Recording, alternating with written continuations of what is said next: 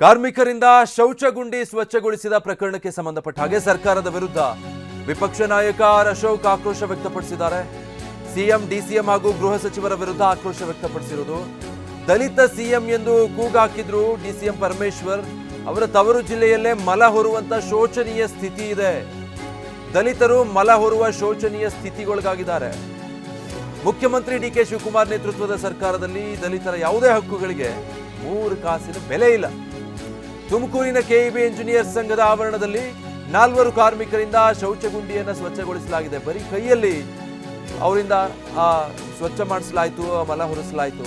ಇತ್ತೀಚೆಗೆ ಕೊರಟಗೆರೆ ಬಸ್ ನಿಲ್ದಾಣದಲ್ಲೂ ಕೂಡ ಇಂಥದ್ದೇ ಕೆಲಸ ಆಗಿತ್ತು. ಬಾಲಕಾರ್ಮಿಕರಿಂದ ಇಂಥದ್ದೇ ಕೆಲಸ ಮಾಡಿಸಿದ್ರು ಕೂಡ ಜಿಲ್ಲಾಡಳಿತ ಆಗಲಿ ಸರ್ಕಾರ ಆಗಲಿ ಇನ್ನೂ ಎಚ್ಚೆತ್ತುಕೊಂಡಿಲ್ಲ.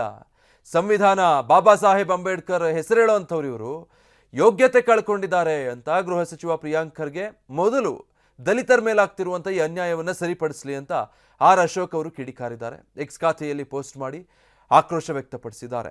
ಒಂದು ಆ ಇಂಜಿನಿಯರ್ಸ್ ಅವರೇ ಮಾಡಲಿಕ್ಕೆ ಹೇಳಿದ್ರು. ಹೀಗಾಗಿ ಆ ಕಚೇರಿಯ ಆವರಣದಲ್ಲಿ ನಾವು ಈ ಕೆಲಸ ಮಾಡಲಿಕ್ಕೆ ಮುಂದಾಗಿದ್ದೀವಿ, ನಾವು ಮಣ್ಣು ತೆಗೆಯೋ ಕೆಲಸ ಅಂತ ಬಂದಿದ್ದು, ಆದರೆ ಇಲ್ಲಿ ಬಂದ ಮೇಲೆ ಗೊತ್ತಾಗಿದ್ದು ನಮಗೆ ಇದು ಶೌಚಗುಂಡಿ ಕ್ಲೀನ್ ಮಾಡೋ ಕೆಲಸ ಅಂತ ನಿನ್ನೆ ಕಾರ್ಮಿಕರು ಹೇಳ್ತಿದ್ರು.